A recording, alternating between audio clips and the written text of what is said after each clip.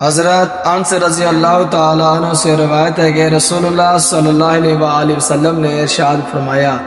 میت کے ساتھ تین چیزیں جاتی ہیں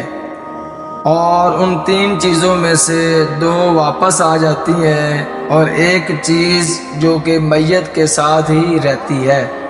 آپ صلی اللہ علیہ وآلہ وسلم نے فرمایا کہ وہ دو چیزیں یہ ہیں کہ ایک تو میت کے گھر والے